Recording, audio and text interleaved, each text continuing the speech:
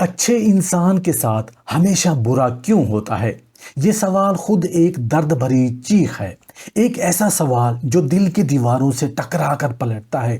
خاموش آہوں کی صورت میں وہ انسان جو نماز میں خشوع سے گڑ گڑاتا ہے، جو لوگوں کے لیے آسانیاں پیدا کرتا ہے، جو ظلم کے بدلے مسکراہٹ دیتا ہے، جو اپنے حصے کی خوشیاں قربان کر کے دوسروں کو خوش دیکھنا چاہتا ہے، آخر کیوں اسی پر زمانے کے تیر چلتے ہیں؟ کیوں اس کی وفاؤں کے جواب میں بے وفائی، سچائی کے بدلے میں رسوائی اور محبت کے بدلے تنہائی ملتی ہے؟ کیا یہ انصاف ہے؟ کیا یہ قسمت کا کھیل ہے یا کوئی چھپی حکمت؟ کیا کبھی آپ نے سوچا ہے کہ وہ جو ہر وقت سچ بولتا ہے، وہ جو سب کے کام آتا ہے، وہ جو راتوں کو جاگ کر دعائیں کرتا ہے، وہی کیوں سب سے زیادہ روتا ہے؟ وہ جس کا دل صدقہ سے لبریز، نیت صاف، زبان پر صرف اللہ کا نام، اسی کو کیوں رزق کی تنگی، بے گناہی کی رسوائی اور تنہائی کی سزا ملتی ہے؟ مصیبتیں، بیماریاں اور پریشانیاں آخر کیوں اس کے دروازے پر بار بار دستک دیتی رہتی ہیں؟ بسم اللہ الرحمن الرحیم۔ السلام علیکم ورحمۃ اللہ وبرکاتہ۔ اچھے انسان کے ساتھ ہمیشہ برا کیوں ہوتا ہے؟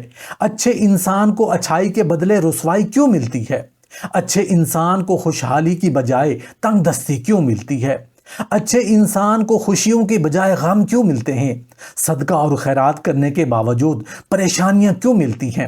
ہم دیکھتے ہیں کہ نیک دل انسان، جس کا دل خیر سے لبریز ہو، جو دوسروں کے دکھ درد بانٹتا ہو، جو غریبوں کا سہارا ہو، جو راتوں کو سجدے میں رو کر دعائیں کرتا ہو، مگر دنیا میں سب سے برا اسی انسان کے ساتھ ہی کیوں ہوتا ہے؟ محترم ناظرین، کبھی آپ نے سوچا ہے کہ دنیا میں وہ لوگ جو دل کے سب سے زیادہ صاف، نیت کے سب سے زیادہ خالص اور کردار کے سب سے زیادہ نیک ہوتے ہیں، انہی کے ساتھ اکثر زندگی سب سے زیادہ سخت سلوک کیوں کرتی ہے؟ وہ جو دوسروں کے لیے راتوں کو جاگتے ہیں، اپنے سکون کو قربان کرتے ہیں، اپنے خواب دوسروں کے آنسو خوش کرنے میں لگا دیتے ہیں، انہی کو اکثر تنہا، رسوا اور بے سہارا کیوں چھوڑ دیا جاتا ہے؟ عجیب دنیا ہے نا۔ جس نے محبت بانٹی اسے نفرت ملی، جس نے خیرات کی اسے محتاجی کا طعنہ ملا، جس نے دعائیں دی اسے بد دعاؤں کا سامنا کرنا پڑا۔ آخر کیوں؟ کیا نیکی کا یہ صلہ ہونا چاہیے؟ کیا اچھائی کے بدلے ذلت مقدر بننی چاہیے؟ یہی سوال ہے جو ایک بے چین دل کو نیند سے دور کرتے ہیں، ایک درد بھری آنکھ کو رات بھر جاگنے پر مجبور کرتے ہیں۔ آئیے ذرا تصور کیجئے، ایک غریب بڑھیا جو اپنی غربت کے باوجود ہر جمعہ کو مسکینوں میں کھانا تقسیم کرتی ہے، مگر پھر بھی اس کا گھر بیماریوں، فاقوں اور پریشانیوں سے بھرا ہوتا ہے۔ ایک نیک دل نوجوان جو والدین کی خدمت میں اپنی جوانی قربان کر دیتا ہے، مگر پھر بھی بے روزگاری اور ذلت اس کے دروازے پر دستک دیتی رہتی ہے۔ ایک ماں جو اپنے بچوں کے لیے صدقہ و خیرات کرتی ہے، سجدوں میں گڑ گڑاتی ہے، مگر پھر بھی وہی بچے اس سے منہ موڑ لیتے ہیں۔ کیا یہ انصاف ہے؟ یا اس میں کوئی راز چھپا ہے جو ہماری آنکھوں سے اوجھل ہے؟ یہ سوال ہر حساس دل کو چیرتا ہے، ہر درد مند روح کو تڑپاتا ہے، اور شاید اس لیے ہر انسان ہزاروں سال سے یہ سوال اپنے ساتھ لیے پھرتا ہے۔ اچھے انسان کے ساتھ برا کیوں ہوتا ہے؟ محترم ناظرین، کیا یہ ممکن ہے کہ رب کائنات جو اپنے بندوں سے 70 ماہوں سے زیادہ محبت کرتا ہے، اپنے بندوں کو یوں بے یار و مددگار چھوڑ دے؟ کیا وہ ہر نیکی کا پہچانتا ہے، ہر قربانی کو دیکھتا ہے، کسی نیکی کو یوں رائے گاں جانے دیتا ہے؟ اگر نہیں تو پھر یہ کیسا امتحان ہے، یہ کیسا انعام ہے جو غم کے لبادے میں لپٹا ہوا ہے؟ یہ کیسی مہربانی ہے جو دکھ کی شکل میں برس رہی ہے؟ کہیں ایسا تو نہیں کہ جو دکھ ہمیں برباد کرنے آتے ہیں دراصل ہمیں سنوارنے آتے ہیں؟ کہیں ایسا تو نہیں کہ جو محرومیاں ہمیں بے حال کرتی ہیں در حقیقت ہمیں اعلیٰ مقام کے لیے تیار کر رہی ہیں؟ ذرا رکیں اور سوچیں۔ ایک کسان جب فصل اگاتا ہے تو بیج کو پہلے مٹی میں دفن کرتا ہے، اسے اندھیرے میں بے سہارے چھوڑ دیتا ہے، بارش، آندھی اور گرمی سہنے دیتا ہے۔ بظاہر بیج تباہ ہو رہا ہوتا ہے، مگر حقیقت میں وہ اندر سے طاقت پکڑ رہا ہوتا ہے، جڑیں مضبوط کر رہا ہوتا ہے، زمین سے رشتہ استوار کر رہا ہوتا ہے۔ پھر ایک دن وہ بیج زمین چیر کر باہر آتا ہے، دھوپ کا سامنا کرتا ہے، طوفان سے لڑتا ہے اور آخرکار ایک تناور درخت بن جاتا ہے۔ کہیں ہماری زندگی کے دکھ بھی تو ہمیں تناور درخت بنانے کی تیاری کا ایک مرحلہ نہیں؟ اور اگر ایسا ہے تو پھر کیا ہم اپنے دکھوں کو صرف مصیبت سمجھ کر اپنا نقصان کر رہے ہیں؟ کیا کہیں ہم ان آزمائشوں میں چھپے انعامات کو پہچاننے سے تو قاصر نہیں؟ کہیں ہم ان زخموں کو صرف درد کا سبب سمجھ کر ان کی حکمتیں سے منہ تو نہیں موڑ رہے؟ اگر ہم جان جائیں کہ ہر آنسو کے پیچھے ایک کہانی ہے، ہر محرومی کے پیچھے ایک تربیت ہے، اور ہر رسوائی کے پیچھے ایک عظمت چھپی ہوئی ہے، تو شاید ہمارا دکھ خود خوشی میں ڈھلنے لگے، شاید ہماری پریشانیاں دعا میں تبدیل ہو جائیں، شاید ہماری شکایات سجدے کے شکر میں بن جائیں۔ محترم ناظرین، تھوڑی دیر کے لیے سوچیں، وہ یوسف علیہ السلام جو معصوم تھے، جنہوں نے کوئی خطا نہیں کی تھی، مگر پھر بھی بھائیوں نے کنویں میں پھینک دیا، بازار میں غلام بنا کر بیچا گیا، جیل میں قید کیا گیا، کیا ان کے ساتھ ہونے والے ظلم کا کوئی سبب نہ تھا؟ کیا اللہ نے انہیں یوں ہی آزمائشوں میں ڈالا تھا، یا پھر ان کے سب آزمائشوں کے بعد ہی یوسف علیہ السلام کو مصر کے تخت پر بٹھایا گیا، بادشاہت عطا کی گئی، عزتوں کا تاج پہنایا گیا؟ اگر یوسف علیہ السلام کی زندگی کے ہر لمحے کو ہم دیکھیں تو معلوم ہوگا کہ ہر دکھ، ہر محرومی، ہر ذلت دراصل ایک عظیم نعمت کا پیش خیمہ ہوتی ہے۔ تو پھر آج اگر ایک اچھا انسان فاقوں میں مبتلا ہے، رسوائی کا سامنا کر رہا ہے، محرومیوں کی چکی میں پس رہا ہے، تو کیا یہ ممکن نہیں کہ اس کے لیے بھی کوئی اعلیٰ درجہ تیار ہو رہا ہو؟ کوئی ایسی منزل جو عام لوگوں کے نصیب میں نہیں، کوئی ایسی عزت جو وقتی دنیاوی عزت سے کہیں بلند ہو، کوئی ایسا مقام جو جنت کے باغات میں ہمیشہ کے لیے محفوظ کر دیا گیا ہو؟ کبھی سوچا ہے کہ جب ایک مومن صدقہ کرتا ہے، خیرات کرتا ہے، دعائیں کرتا ہے، مگر پھر بھی مشکلات میں گھرا رہتا ہے، تو اس کے ہر صدقے کا، ہر خیرات کا، ہر دعا کا اثر کہاں جاتا ہے؟ کیا وہ ضائع ہو جاتا ہے؟ ہرگز نہیں۔ قرآن کہتا ہے کہ تم جو کچھ بھی خیرات کرتے ہو، اللہ اس کا بدلہ دیتا ہے، اور اللہ کا وعدہ جھوٹا نہیں ہوتا۔ پھر یہ کیسے ہو سکتا ہے کہ وہ بندہ جو ہر نیکی میں آگے ہے اس کا صلہ نہ پائے؟ ضرور کہیں نہ کہیں، کسی نہ کسی شکل میں اسے وہ صلہ ملتا ہے، کبھی دنیا میں، کبھی آخرت میں، کبھی دکھ کی شکل میں نعمت چھپی ہوتی ہے، کبھی محرومی کے پردے میں عظمت چھپی ہوتی ہے۔ تو جب کوئی اچھا انسان دکھ سہتا ہے تو شاید اسے خوشی ہونا چاہیے، شاید وہ جان لے کہ وہ اللہ کے خاص بندوں میں سے ہے، کیونکہ حدیث میں آیا ہے سب سے زیادہ آزمائشیں انبیاء پر آتی ہیں، پھر ان پر جو ان کے بعد سب سے افضل ہے۔ تو جسے اللہ آزمائش دیتا ہے وہ اللہ کی نظر میں خاص ہوتا ہے، تو پھر غمگین کیوں ہونا، ہمت کیوں ہارنا؟ یہ راز، یہ حکمتیں، یہ پوشیدہ نعمتیں یہی ہیں جنہیں سمجھنے کے لیے ہمیں رکنا ہوگا، سوچنا ہوگا، دل کی آنکھیں کھولنی ہوگی، ورنہ ہم ہمیشہ دکھوں کی ظاہری شکل پر فریب کھاتے رہیں گے اور ان نعمتوں کو کبھی نہ دیکھ سکیں گے جو ان کے اندر چھپی ہوئی ہیں۔ اب سوال یہ ہے، آخر ان دکھوں اور محرومیوں میں چھپے انعامات کو کیسے پہچانا جائے، کیسے صبر کیا جائے، اور کیسے یقین رکھا جائے کہ ہر دکھ کے پیچھے اللہ کی خاص محبت کار فرما ہے؟ چلیں اب ہم اس راز کے پردے کو اٹھاتے ہیں، آگے بڑھتے ہیں اس عظیم حکمت کی طرف جو نیک انسانوں کے غموں میں چھپی ہوئی ہے۔ تیار ہو جائیں کہ ایک ایسا سفر شروع کرنے جا رہے ہیں جو آپ کی سوچ بدل دے گا۔ محترم ناظرین، اچھے انسان کے ساتھ ہمیشہ برا کیوں ہوتا ہے؟ یہ وہ سوال ہے جو ہر دور میں زبان خلق پر رہا ہے اور ہر حساس دل کو تڑپاتا رہتا ہے۔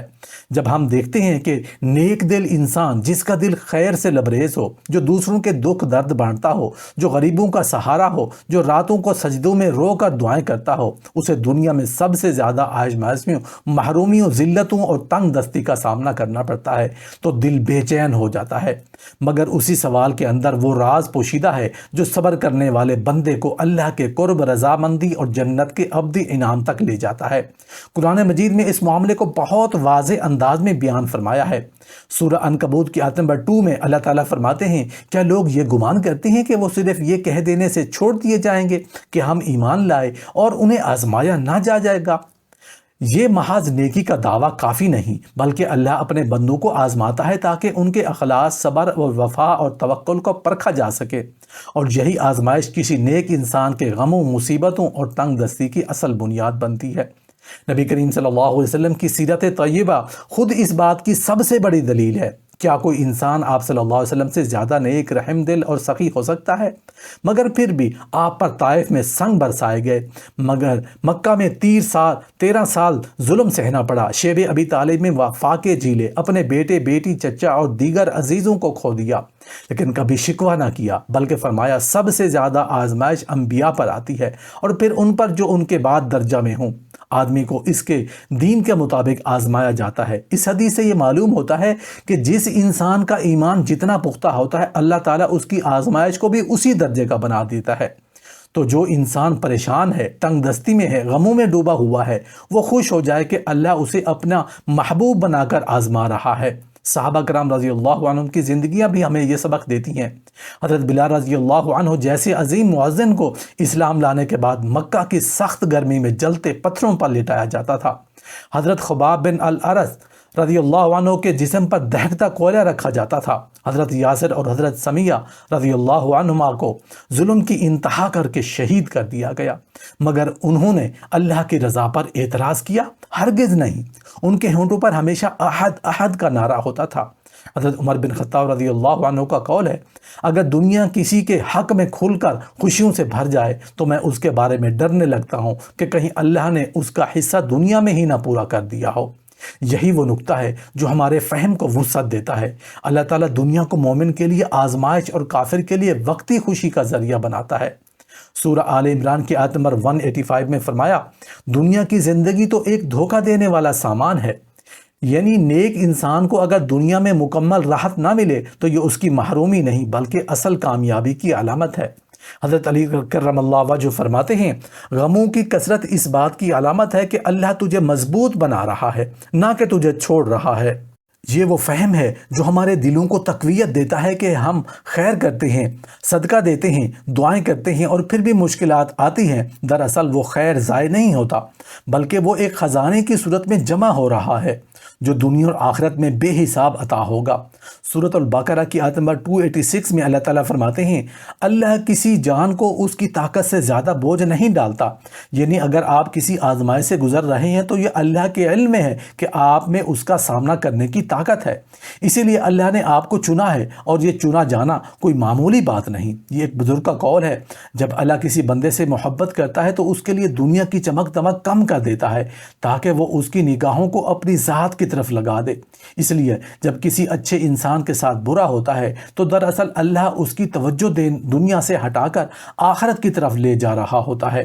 وہ دنیا کے عارضی سکون کی بجائے اسے جنت کے دائمی سکون کی تیاری کرواتا ہے۔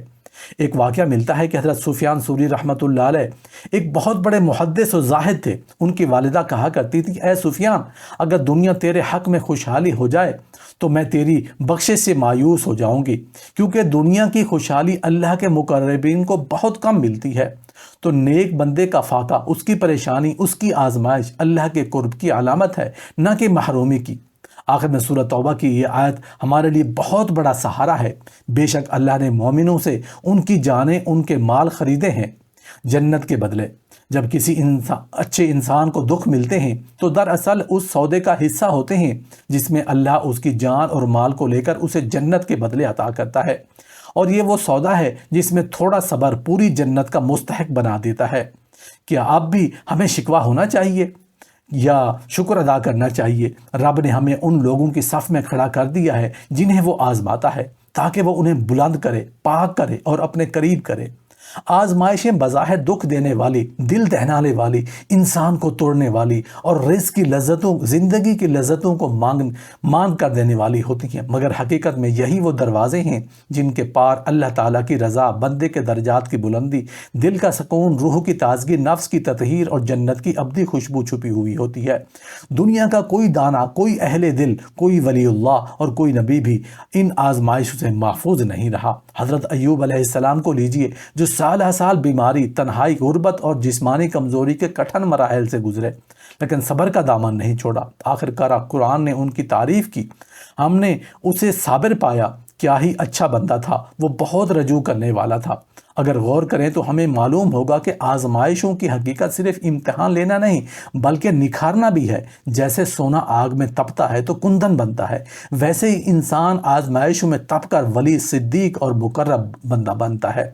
نبی کریم صلی اللہ علیہ وسلم نے فرمایا سب سے زیادہ آزمائشیں انبیاء پر آتی ہیں اور پھر درجہ بدرجہ باقی لوگوں پر۔ حضرت خباب بن الرت رضی اللہ عنہ نبی کریم صلی اللہ علیہ وسلم کے پاس آئے جبکہ ان کی پیٹھ کوئلوں سے جلی ہوئی تھی۔ عرض کیا یا رسول اللہ ہمارے لیے اللہ سے مدد کیوں نہیں مانگتے؟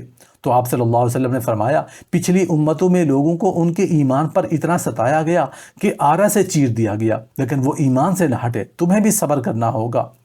اس فرمان میں سے ہمیں سبق ملتا ہے کہ آزمائش مومن کے لیے کسی نفرت یا غضب کی علامت نہیں بلکہ اللہ کی خاص توجہ اور محبت کا ثبوت ہے۔ اب سوال یہ پیدا ہوتا ہے کہ مومن ان آزمائشوں میں کامیابی کیسے حاصل کرے؟ اس کا پہلا زینہ ہے صبر۔ صبر محض برداشت نہیں بلکہ دل کی اس حالت کا نام ہے جس میں بندہ اللہ کے فیصلے پر راضی ہو جاتا ہے۔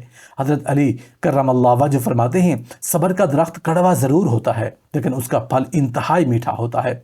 قرآن مجید میں اللہ تعالیٰ نے فرمایا انما یوفی الصابرون اجرہم بغیر حساب، یعنی صبر کرنے والوں کو بے حساب اجر دیا جائے گا۔ دوسرا راستہ دعا ہے کیونکہ آزمائش میں دعا ہی وہ سیڑھی ہے جو بندے کو عرش تک لے جاتی ہے۔ نبی کریم صلی اللہ علیہ وسلم خود طوائف کے گلیوں میں پتھر کھانے کے بعد خون آلودہ چہرے کے ساتھ بھی اللہ سے دعا کرتے رہے کہ یا اللہ اگر تو مجھ سے ناراض نہیں تو مجھے کوئی پرواہ نہیں۔ یہ دعا دراصل ہمیں سکھاتی ہے کہ آزمائش میں اصل مطلوب اللہ کی رضا ہے۔ تیسرا ذریعہ ہے توکل علی اللہ۔ قرآن میں اللہ نے فرمایا وَمَن يَتَوَكَّلْ عَلَى اللَّهِ فَهُوَ حَسْبُهُ، جو اللہ پر بھروسہ کرے وہی اس کے لیے کافی ہے۔ آزمائش میں دل اللہ کے فیصلے پر مطمئن ہو جائے یہ توکل کے معراج ہے۔ حضرت ابراہیم علیہ السلام جب آگ میں پھینکے گئے تو انہوں نے یہی کہا حسبی اللہ ونعم الوکیل، اور آگ ان کے لیے گلزار بن گئی۔ چوتھا طریقہ استغفار اور توبہ ہے۔ آزمائش کبھی گناہوں کا نتیجہ ہوتی ہے اور کبھی بلندی درجات کا، مگر ہر حال میں استغفار دل کو نرم، زبان کو سچا اور نیت کو خالص کر دیتا ہے۔ حضرت نوح علیہ السلام نے فرمایا استغفروا ربکم انہ کان غفارا۔ استغفار آزمائشوں کا ہلکا اور دل کو مضبوط بناتا ہے۔ پانچواں عمل صدقہ ہے۔ صدقہ آزمائشوں کو ٹالتا ہے جیسا کہ حدیث میں ہے، صدقہ بلاؤں کو دور کرتا ہے۔ حضرت علی رضی اللہ عنہ فرماتے ہیں صدقہ دو کیونکہ وہ زمین کے زلزلے کو بھی روک دیتا ہے۔ چھٹا عمل مثبت نیت ہے کیونکہ نبی کریم صلی اللہ علیہ وسلم نے فرمایا عجب الامر بالمومن، یعنی مومن کا ہر حال میں اس کے لیے خیر ہے۔ آزمائش میں بھی وہ یہ یقین رکھتا ہے کہ اللہ مجھے بھولا نہیں بلکہ میرے حال سے واقف ہے۔ یہی نیت آزمائش کو عبادت میں بدل دیتی ہے۔ ساتویں چیز سیرت رسول صلی اللہ علیہ وسلم کی پیروی ہے۔ نبی کریم صلی اللہ علیہ وسلم نے ہر آزمائش کو صبر، عفو، کرم، دعا اور استقامت اور توکل سے جھیلا، اور اگر ہم آپ صلی اللہ علیہ وسلم کو اسوہ کا بنا کر اپنائیں تو آزمائش ہمارے لیے جنت کا زینہ بن جاتی ہے۔ آخری بات نیک لوگوں کی صحبت ہے۔ قرآن فرماتا ہے وَاصْبِرْ نَفْسَكَ مَعَ الَّذِينَ يَدْعُونَ رَبَّهُمْ، اپنے آپ کو ان کے ساتھ رکھ جو اللہ کو صبح شام پکارتے ہیں۔ بزرگان دین کی صحبت، اہل ذکر کی مجلس، اہل دل کی دعائیں آزمائش میں دل کو تھامنے کا سہارا ہوتی ہیں۔ حضرت بایزید بستامی رحمۃ اللہ علیہ فرماتے ہیں آزمائش کا سب سے قیمتی پہلو یہ ہے کہ وہ بندے کو اللہ کی طرف لوٹا دیتی ہے۔ پس جو مومن ان راستوں پر چلتا ہے، صبر، دعا، توکل، استغفار، صدقہ، مثبت نیت، سیرت رسول کی پیروی اور نیک لوگوں کی صحبت، وہ بھی ناکام نہیں ہوتا۔ اگر آزمائشوں کی چادر اس پر لپیٹی بھی گئی ہے تو ان کے اندر روشنی، رحمت، رضا اور راحت اور کامیابی کی وہ شعاعیں چھپتی ہیں جنہیں صرف وہی محسوس کر سکتا ہے جس کا دل اللہ پر ایمان سے بھرا ہوا ہو۔ آزمائش میں گھبرانا نہیں، جھک جانا اصل کامیابی ہے، کیونکہ جو اللہ کے سامنے جھک گیا دنیا اس کے قدموں میں بچھا دی جاتی ہے۔ آزمائش دراصل اللہ کا قرب حاصل کرنے کا سنہری موقع ہے، اور ایک ایسا موقع جس کے بعد بندہ فقط اللہ کا بندہ بن جاتا ہے، اور یہی بندگی اصل کامیابی ہے۔ جب ہم آزمائش کا لفظ سنتے ہیں تو عام طور پر ذہن میں تکلیف، محرومی، آنسو، مصیبت اور ناکامی کے مناظر ابھرتے ہیں، لیکن جب ہم آزمائش کو نبی کریم صلی اللہ علیہ وسلم اور صحابہ کرام رضوان اللہ علیہم اجمعین کی زندگیوں کی روشنی میں دیکھتے ہیں تو یہ الفاظ معنی بدل دیتے ہیں۔ آزمائش ان عظیم ہستیوں کے لیے محض رکاوٹ نہ تھی بلکہ اللہ سے قرب، صبر کی عظمت، ایمان کی سچائی اور جنت کی سند بن جاتی ہے۔ ان کے صبر کی داستان نہ صرف ایمان کو تازہ کرتی ہے بلکہ ایک نئی روحانی روشنی عطا کرتی ہے جو دل کو اللہ کی طرف جھکا دیتی ہے۔ آئیے نبی کریم صلی اللہ علیہ وسلم اور صحابہ کرام کی آزمائشوں کو مؤثر انداز میں بیان کرتے ہیں تاکہ ہمیں صبر، توکل، استقامت اور رب کی رضا کے حقیقی مفہوم کی جھلک نصیب ہو۔ نبی کریم صلی اللہ علیہ وسلم کی ساری زندگی ابتلاء اور صبر کا عظیم نمونہ تھی۔ آپ کو بچپن ہی میں والدہ اور پھر دادا کی جدائی کا صدمہ سہنا پڑا۔ یہ تکلیف معمولی نہ تھی، لیکن ان کے دل کو اللہ نے ایسا بلند کیا کہ یہ محرومیاں محبت الہی کے لیے گہرے راستے کھولتی چلی گئیں۔ جب آپ نے اعلان نبوت فرمایا تو وہ قوم جس نے آپ کو صادق اور امین کہا، اس نے آپ پر جھوٹے ہونے کے الزامات لگائے، پاگل اور شاعر کہا۔ طائف کی گلیوں آپ کے قدموں سے روشن ہوئی، لیکن انہی گلیوں سے میں آپ کو پتھر مارے گئے، یہاں تک کہ آپ صلی اللہ علیہ وسلم کے نالین خون سے بھر گئے۔ اس وقت بھی آپ صلی اللہ علیہ وسلم نے انتقام کی دعا نہ کی، بلکہ فرمایا، اے اللہ میری قوم کو ہدایت دے، یہ مجھے جانتے نہیں۔ ایسا دل جو انتقام سے پاک ہو، ہدایت کی دعا سے بھرا ہوا ہو، وہی دل اللہ کے محبوب کے لائق ہوتا ہے۔ آپ صلی اللہ علیہ وسلم کو شیب ابی طالب میں 3 سال تک بھوکا رکھا گیا، کھجور کی گٹھلیاں چبانا پڑیں، بچوں کی بھوک سے رونے کی آوازیں سننی پڑیں، اور آپ کے چچا ابو طالب اور زوجہ محترمہ حضرت خدیجہ رضی اللہ عنہا اسی دور کی مشقت میں دنیا سے رخصت ہو گئیں، مگر آپ صلی اللہ علیہ وسلم نے کبھی شکوہ نہ کیا، بلکہ صبر و شکر کے پہاڑ بنے رہے۔ پھر ہجرت کا وقت آیا جب مکہ والوں نے آپ صلی اللہ علیہ وسلم کو قتل کرنے کا منصوبہ بنایا، اور آپ رات کی تاریکی میں مکہ سے مدینہ روانہ ہوئے، مگر دل مطمئن تھا کیونکہ ایمان کا چراغ روشن تھا۔ غار ثور میں حضرت ابوبکر صدیق رضی اللہ عنہ کے ساتھ چھپے ہوئے تھے، دشمن قدموں پر کھڑا تھا، اور حضرت ابوبکر نے کہا، یا رسول اللہ اگر وہ نیچے جھانک لیں تو ہمیں دیکھ لیں گے۔ آپ صلی اللہ علیہ وسلم نے فرمایا، لا تحزن ان اللہ معنا، غم نہ کرو، اللہ ہمارے ساتھ ہے۔ یہ وہ کلمات ہیں جو آج بھی آزمائش میں ڈولتے دلوں کو سہارا دیتے ہیں۔ صبر صحابہ کرام کی زندگیوں میں آزمائشوں کے ایسے ایسے باب ہیں جنہیں پڑھ کر انسان کا دل لرز جاتا ہے، مگر ایمان جگمگا اٹھتا ہے۔ حضرت بلال حبشی رضی اللہ عنہ کو دیکھیں، جو کلمہ توحید کی پاداش میں مکہ کی تپتی ریت پر لٹائے جاتے، سینے پر پتھر رکھا جاتا اور تازیانے مارے جاتے، لیکن ان کی زبان پر صرف ایک لفظ ہوتا، احد احد۔ جب بھی ہم اذان سنتے تو حضرت بلال کی وہ قربانی یاد آتی جو آج بھی دلوں کو ہلا دیتی ہے۔ حضرت خباب بن الارت رضی اللہ عنہ کو آگ پر لٹایا گیا، ان کی پیٹھ کو گوشت سے خالی ہو گئی، لیکن ایمان نہ چھوٹا۔ حضرت سمیہ رضی اللہ عنہ اسلام کی پہلی شہیدہ، جنہیں نیزے نے مارا گیا، اور صرف اس لیے کہ وہ اللہ کو اپنا رب مانتی تھیں۔ ہمارے لیے سب سے سبق آموز وہ لمحہ ہے جب حضرت یاسر اور حضرت ان کی بیوی سمیہ رضی اللہ عنہ کو ظلم و ستم کا نشانہ بنایا جا رہا تھا، اور نبی کریم صلی اللہ علیہ وسلم ان کے پاس سے گزرے اور فرمایا، اے آل یاسر صبر کرو، تمہارا وعدہ جنت ہے۔ آزمائش کی بھٹی میں جلے، لیکن بدلے میں جنت کا پروانہ لے گئے۔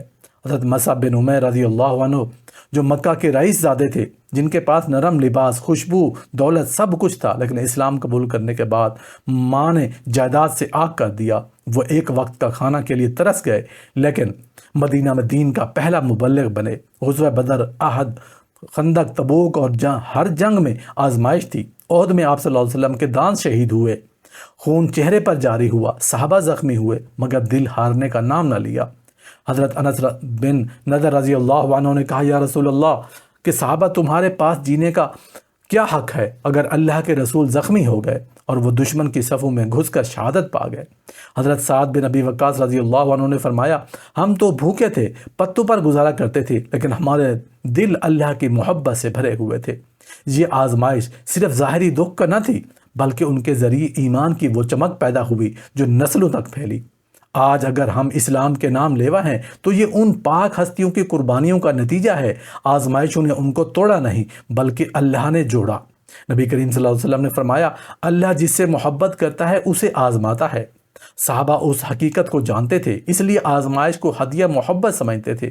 آج ہماری زندگیاں اگر آزمائش سے دو چار ہوں تو ہمیں یہ یاد رکھنا چاہیے کہ اللہ نے اپنے سب سے محبوب نبی کریم صلی اللہ علیہ وسلم اور ان کے محبوب صحابہ کو بھی ان آزمائشوں سے گزارا۔